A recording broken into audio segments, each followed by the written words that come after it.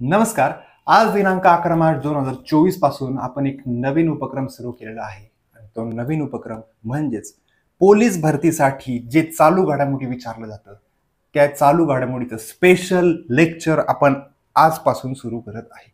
आता हे लेक्चर जे आहे सर्वांसाठी मोफत असणार आहे. युट्यूबच्या चॅनलवरती टार्गेट पोलीस भरती 2024 या युट्यूबच्या चॅनलवरती सर्वांसाठी मोफत असणार आहे. यासाठी कुठलेही पैसे भरायचे नाहीत तुम्हाला. ठीक आहे. आता स्पेशलचा पोलीस भरती असं काय असतं तर असं चालू घडामोडीला बायफर्गेशन असं किंवा फरक नाही. चालू घडामोडी हा चालू घडामोडी विषय तो एमपीएससीला पण तोच आहे, यूपीएससीला पण तोच आहे, पोलीस भरतीला पण तोच आहे. पण डेप्थ यूपीएससी एमपीएससीला जास्त असते, खूप खोलात जाऊन प्रश्न विचारतात. पोलीस भरतीला तसं नाही, वरवरचे थोडेसे प्रश्न विचारले जातात, जास्त डिटेलमध्ये जात नाहीत पोलीस. त्याच रिलेटेड आपण सगळे पॉईंट जे कुठले असतील ते आपण इथं बघणार आहे. बरं, जे नवीन विद्यार्थी मला बघत असतील त्यांच्यासाठी मी इथं अनुभव माझा शेअर केलेला आहे. त्यांनी एकदा अनुभव व्यवस्थित वाचून घ्या. चालू घडामोडीच्या बाबतीत सांगायचं झालं तर 2019-20 मध्ये जवळपास 1.5 वर्ष चालू घडामोडी हा विषय पोलीस भरतीला मी शिकवलेला आहे. त्यामुळे काय येतं पोलीस भरतीला काय नाही हे मला चांगलं माहित आहे. ठीक आहे. शिकवलं आहे म्हणजे असं पुस्तकी नाही, पुस्तक समोर ठेवलं पुस्तकातून शिकवले असं नाही. स्वतः 7-8 न्यूजपेपर रोज वाचून त्यातल्या नोट्स काढून पोलीस भरतीला शिकवलेले, अशा प्रकारचं शिकवलेले. आणि हे लेक्चर सुद्धा त्याच प्रकारचं असणार आहे. ठीक आहे. आता जास्त वेळ घालवत नाही. 11 मार्च 2024 चालू घडामोडी बघायचं आहे. आता पहिली न्यूज, आजची पहिली न्यूज बघा. बरं, एक सर्वांसाठी एक महत्वाची सूचना, रोज सकाळी 11 वाजता हे लेक्चर टार्गेट पोलीस भरती 2024 या युट्यूब चॅनलवरती सर्वांसाठी मोफत असणारे, सर्वांनी लक्षात ठेवा. रोज सकाळी 11 वाजता टायमिंग लक्षात ठेवा आणि युट्यूबचं चॅनल लक्षात ठेवा.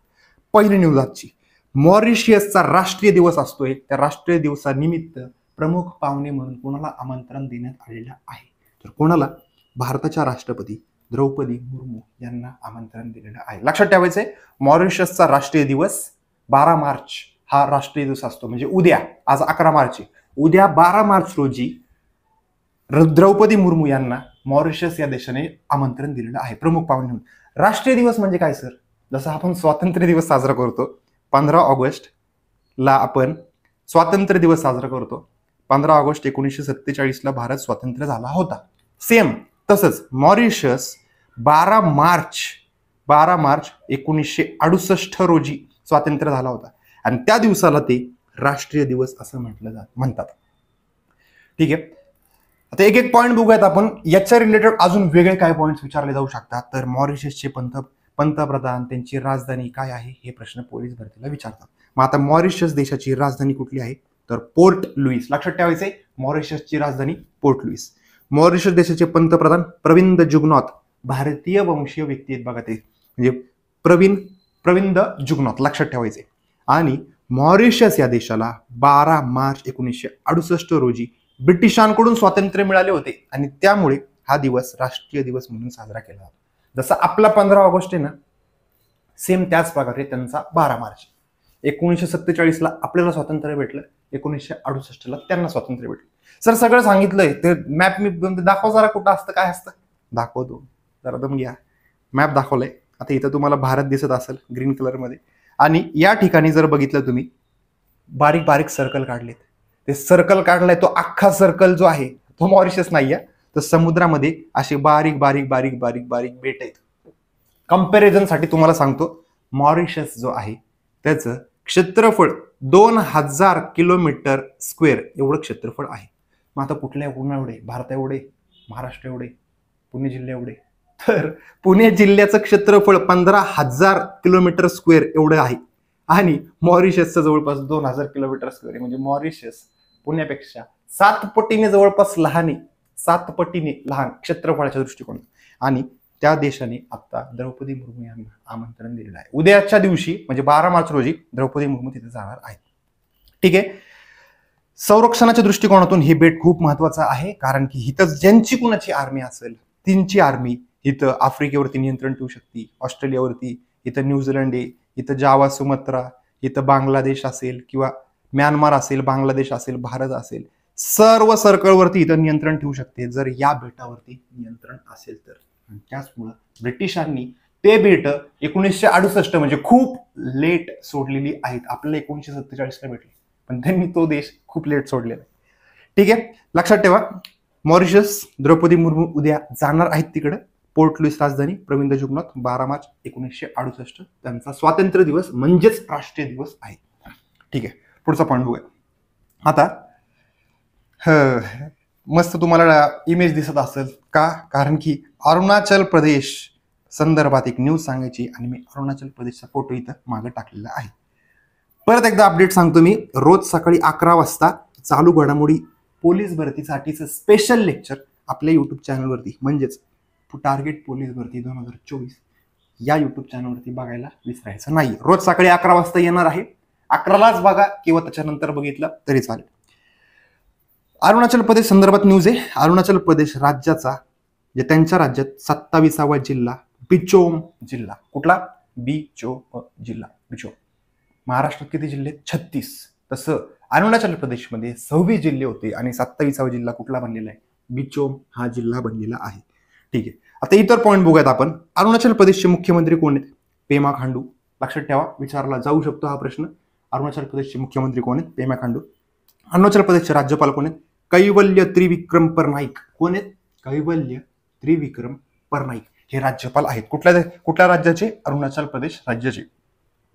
पुढे अरुणाचल प्रदेशची राजधानी कुठली आहे? इटानगर. सर सगळं सांगितलं. मॅप तर दाखवा एकदा, अरुणाचल प्रदेश कुठे? आम्ही नवीन विद्यार्थी, आम्हाला नाही माहिती. मॅप पण बघा. इथं भारत दिसते, भारताची राजधानी आहे आणि इथं कलरफुल जो आहे तो कोण आहे? अरुणाचल प्रदेश आहे. थोडासा झूम करून दाखवतो मी तुम्हाला तो. आता याच्यात जर तुम्ही जिल्हे मोजायला काउंट केले ना तर तुम्हाला 26 आकडा सापडेल. किती? 26. का 26? कारण की हा मॅप जुना आहे. आता लेटेस्ट मध्ये 27 झाले. 27वा जिल्हा कुठे आहे?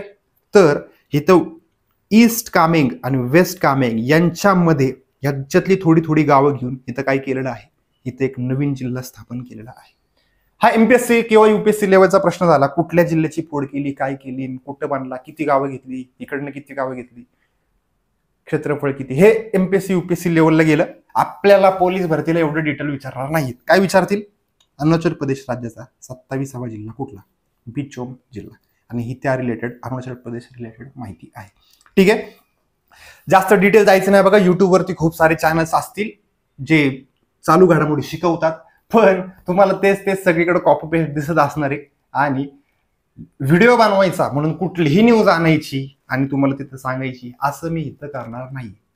तुम्हाला वाटेल की त्या सरांनी त्या युट्यूबच्या चॅनलवरती एक पॉईंट शिकवला, तो इथं मी शिकवला नाही असं वाटेल, बऱ्याच ठिकाणी वाटेल. पण मला नाही वाटलं ते घेऊ. मी वाचलेलं असणार आहे 100%, पण ते मला वाटलं नाही घेऊ. का? कारण की ते इम्पॉर्टंट नाही असं वाटत आहे आणि ते विचारणार नाहीये, म्हणून ते मी ते लेक्चरमध्ये घेणार नाहीये. ठीक आहे, पुढची न्यूज बघूयात आपण आता. परत एकदा लक्षात ठेवा, रोज सकाळी 11 वाजता टार्गेट पोलीस भरती 2024 या चॅनलवरती चालू घडामोडी स्पेशल लेक्चर आपलं बघायचं आहे.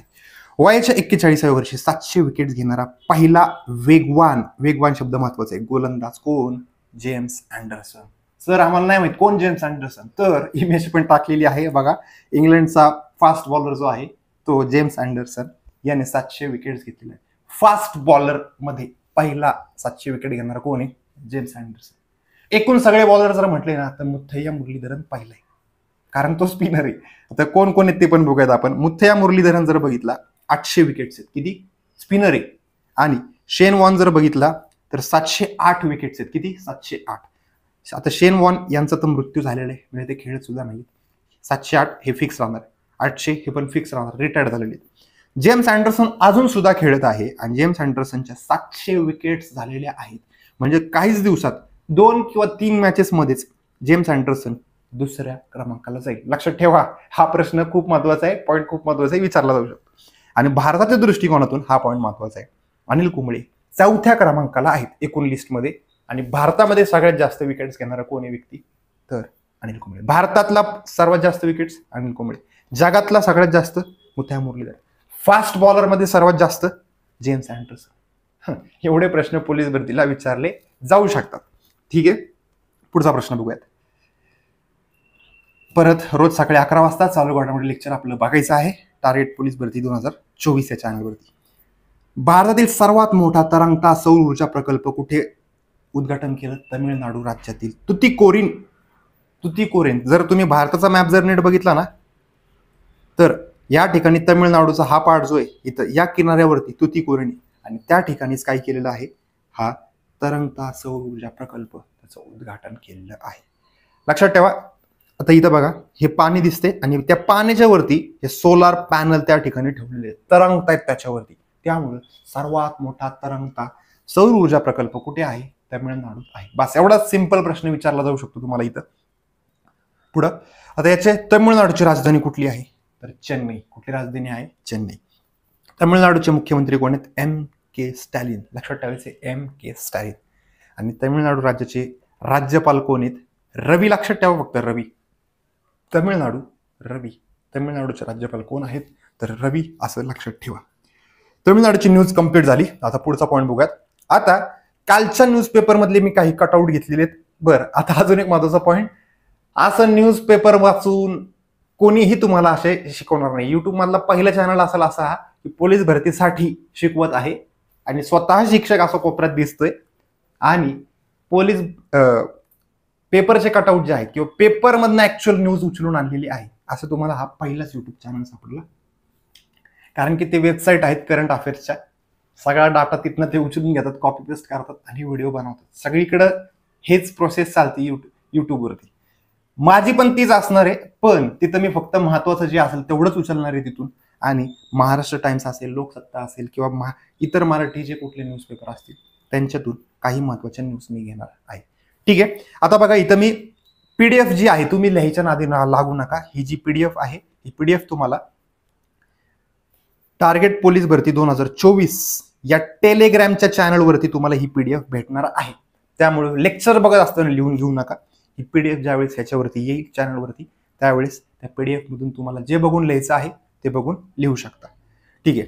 आता मी काय केलंय बघा, महाराष्ट्राच्या संदर्भात महाराष्ट्र राज्य सरकारने काय केलेलं आहे, एक जाहिरात टाकली होती महाराष्ट्र टाइम्सच्या पेपरला, आणि त्या सगळ्या जाहिरातीमध्ये हे एवढे पॉइंट्स दिले होते आणि त्यापैकी 2 पॉइंट्स मला पोलीस भरतीसाठी महत्वाचे वाटले. आता कुठले 2 पॉइंट्स महत्वाचे आहेत बघा. इथं नॅक मूल्यांकन, इथं पॉइंट आहे, नॅक मूल्यांकन मानांकन प्रक्रियेत महाराष्ट्र अव्वल स्थानावर. भारतात नॅक यादीमध्ये पहिलं राज्य कुठलं, महाराष्ट्र, हा प्रश्न विचारला जाऊ शकतो. नॅक मूल्यांकन काय असतं सर, मला नाही कळलं. अरे, तुम्ही गरवारे कॉलेज किंवा SP कॉलेज, फर्ग्युसन कॉलेज, हे नॅक मूल्यांकनात म्हणजे कॉलेजचं मूल्यांकन असतं. ते कॉलेजसाठी, कॉलेजचा दर्जा कसा आहे, A+, B+, B नंतर C+, असे जे काही मूल्यांकन आहे ते कॉलेजचा दर्जा कसा आहे, शिकवलं कसं जाते, कॅम्पस कसा आहे, हे मूल्यांकन जे आहे, या मूल्यांकनामध्ये पूर्ण भारतामध्ये पहिलं राज्य कुठलं आहे, तर महाराष्ट्र आहे. लक्षात ठेवा, नॅक मूल्यांकनामध्ये पहिलं राज्य कुठलं आहे, महाराष्ट्र. आणि दुसरा महत्वाचा पॉईंट मला इथे सापडला की पवित्र प्रणाली कशासाठी वापरली जाते, तर शिक्षक भरतीसाठी, शिक्षक पद भरतीसाठी पवित्र प्रणाली वापरली आहे महाराष्ट्र. बस हे 2 पॉइंट्स अख्ख्या जाहिरातीमधून मला महत्वाचे वाटले, ते मी तिथं ॲरो दाखवून हायलाइट पण केलेले आहेत. बाकीचे पॉइंट्स विचारण्यासारखे नाहीयेत. दुसरा महत्वाचा पॉइंट, ही पण न्यूज 10 मार्चच्या महाराष्ट्र टाइम्स या न्यूजपेपर मधली होती. काय महत्वाचा पॉइंट आहे बघा. ते पोलीस भरतीलाच हे विमान कुठल्या देशाचं आहे किंवा रणगाडे कुठल्या देशाचे आहेत, कसे आहेत, काय आहेत, हे असले प्रश्न विचारले जातात. मग एकदम सिंपल शॉर्टकट सांगतो. F सिरीज ची विमानं कुठली असतात ना, F-16, F-32 किंवा इथं काय F-22, F असा शब्द वापरला तर ते म्हणायचं कुणाचं आहे, अमेरिकेचं. F ची सिरीज, सगळ्या विमानांची F ची सिरीज कुणाची असती, अमेरिकेची असती. आणि सेम तसंच सुखोई ही जी सगळी सिरीज आहे, ही सुखोई सिरीज कुणाची असती, रशियाची असते. कुणाची, रशिया. लक्षात ठेवायचे, सुखोई म्हटलं तर रशिया आणि F म्हटलं तर अमेरिका. हे कीवर्ड्स आहेत बघा, हे पाठांतराचा पाठ नाही, हे कीवर्ड आहेत. हे तुम्हाला खूप कमी शिक्षक असतील असे युट्यूबवरती की ते तुम्हाला हे कीवर्ड सांगतील. ज्यांनी ऑलरेडी 2-3 वर्ष अभ्यास केलेला आहे करंट अफेअर्सचा, त्यांनाच हे कीवर्ड्स कळू शकतात. आता इथं परत F ची सिरीज आली बघा, F-35. आता मी पुढचं लक्षातच नाही ठेवणार, मला काय करायचंय, F याला ना कुणाचं, हे अमेरिकेचे. हाच प्रश्न विचारतात. F-32, F-16 हे विमान कोणाचं आहे, अमेरिकेचं आहे. आता जे सिरीज नाही लक्षात ठेवायचं मला, कुणाचं आहे, चीनचं आहे. पुढचं लक्षातच ठेवायचं नाही, फक्त पहिला अल्फाबेट लक्षात ठेवा, तुम्हाला कळून जाईल. आता भारताने स्वदेशी बनवले, स्वदेशी. आता तुम्हाला भारतामध्ये पण सुखोई विमान आढळलेला, ज्यांनी कोणी अभ्यास केला असेल त्यांना वाटलं असेल की काही पण सांगायला लागलेत सर, सुखोई तर भारतात पण आहे. सुखोई तर किती जण बसलेले आहेत, आपले संरक्षण मंत्री बसलेत किंवा अजून वेगळे वेगळे लोक बसलेले. तर सुखोईची सगळी विमानं आपण रशियाकडून घेतलेली आहेत, लक्षात ठेवायचे. सुखोई हे रशियाचं आहे आणि रशियाकडून आपण घेतलेले पैसे देऊन त्यांना. आता भारताने पण एक बनवलेलं विमान, ते कुठलं आहे? AMCA. कुठलं? AMCA. आता याचा फुल फॉर्म पोलीस भरतीला विचारला जाऊ शकतो, किंवा AMCA हे काय आहे? तर एअरक्राफ्ट किंवा युद्धासाठी जे विमानं वापरली जातात ते विमान आहे AMCA. चित्र पण दिसते तुम्हाला. आता फुल फॉर्म काय बघू इथं? Advance medium combat aircraft. Aircraft म्हणजेच विमान, ते लढाऊ विमान जे असतं ना त्याला म्हणतात एअरक्राफ्ट. ठीक आहे, एवढाच पॉइंट त्याच्यामध्ये महत्वाचा आहे. ही विमानं कुणाची आहेत ते लक्षात ठेवा. आणि भारताने एक स्वदेशी बनावटीचं एक एअरक्राफ्ट, युद्धासाठी वापरलेलं विमान ते बनवलेलं आहे. त्याचं नाव काय आहे? AMCA. आणि फुल फॉर्म काय? Advance medium combat aircraft. बस एवढाच पोलीस भरतीला विचारण्यासारखा प्रश्न आहे. ठीक आहे, आता पुढचा पॉईंट बघूयात. आता 3 पॉइंट्स मी आधीच हायलाइट केले, ते आधीच आले. ठीक आहे, जाऊ दे, काही प्रॉब्लेम नाही. परत एक महाराष्ट्र सरकारची एक जाहिरात घेतलेली आहे, महाराष्ट्र टाइम्स मधलीच आहे. काल 10 मार्चच्या न्यूजपेपरमध्ये ही न्यूज आलेली होती, त्यातलाच कटआउट घेतलेला आहे मी. टोटल किती आहेत? 35 आहेत. आता तुम्ही जर कोण अभ्यास करत असाल, खूप सिरियस असेल पण कळतच नाही काय करायचं, तर तो व्यक्ती 35च्या 35 पॉईंट त्याच्या नोट्समध्ये लिहून काढा. किंवा एखादा म्हणला, अरे जाऊ दे बाबा, कुठं 35 करतो, नाही विचारत, लक्षात पण नाही राहणार, विशेष द्या सोड. दोन्ही नाही करायचं. मी काय सांगतोय बघा, या 35 पैकी 3च पॉईंट्स वरती पोलीस भरतीला प्रश्न विचारला जाऊ शकतो. ते 3 पॉईंट्स कुठले कुठले आहेत? तर ठाणे व कोल्हापूर येथे आधुनिक प्रादेशिक मनोरुग्णालय स्थापन करणार आहे. प्रश्न काय बनू शकतो मग? अत्याधुनिक प्रादेशिक मनोरुग्णालय कोठे स्थापन होणार आहे? तर ठाणे आणि कोल्हापूर या ठिकाणी. लक्षात ठेवायचं, ठाणे कोल्हापूर मनोरुग्णालय.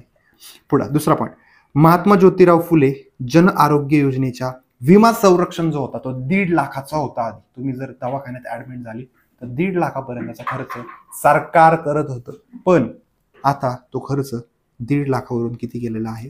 5 लाख इतका गेलेला आहे. लक्षात ठेवायचे, महात्मा ज्योतिराव फुले जन आरोग्य योजना, या योजनेमध्ये 1.5 लाख खर्च, आरोग्यावरचा दवाखान्याचा खर्च हा शासन करत होतं, महाराष्ट्र सरकार करत होतं आपला. पण हा खर्च किती झालाय आता? 5 लाख केलेला आहे. आधीच केलेलं आहे, त्यांनी फक्त आता जाहिरात केली. बस लक्षात ठेवायचं.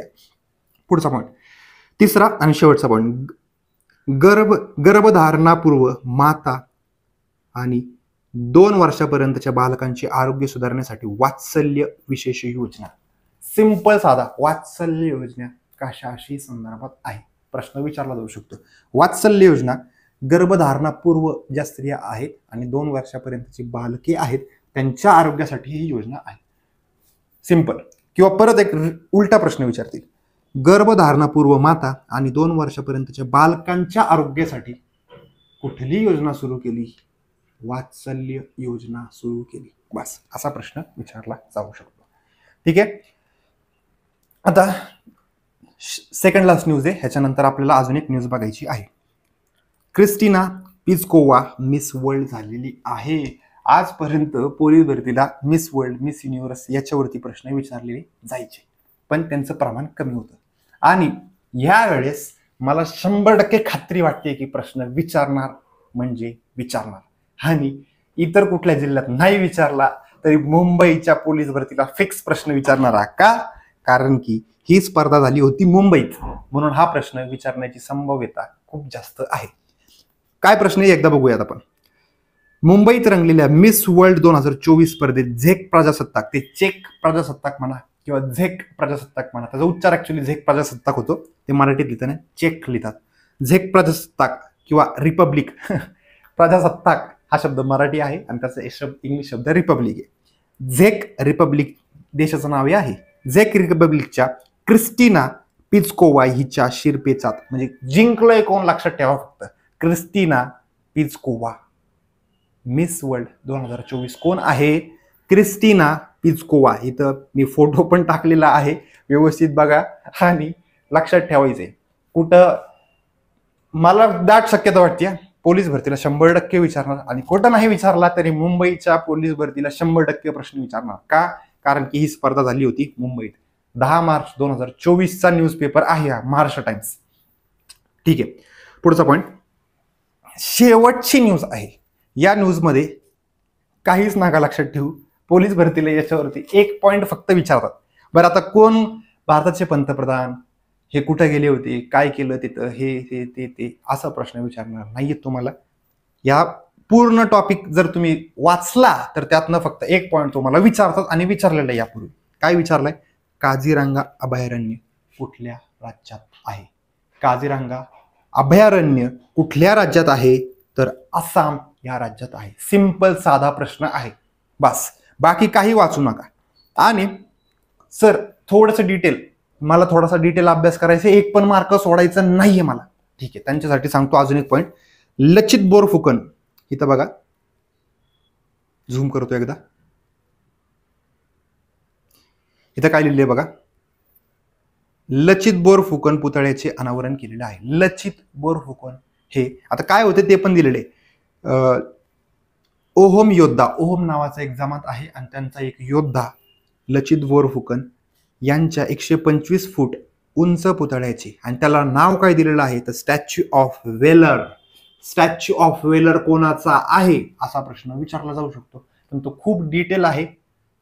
महत्वाच्या जिल्ह्यांमध्ये हा प्रश्न बनू शकतो. महत्वाचे जिल्हे म्हणजेच कुठला? पुण्याला बनू शकतो, ठाण्याला बनू शकतो, मुंबईला बनू शकतो. जिथं थोडेसे पेपर अवघड काढतात त्या ठिकाणी हा प्रश्न बनू शकतो. स्टॅच्यू ऑफ वेलर कोणाचा आहे तर लचित बोरफुकन यांचा आहे.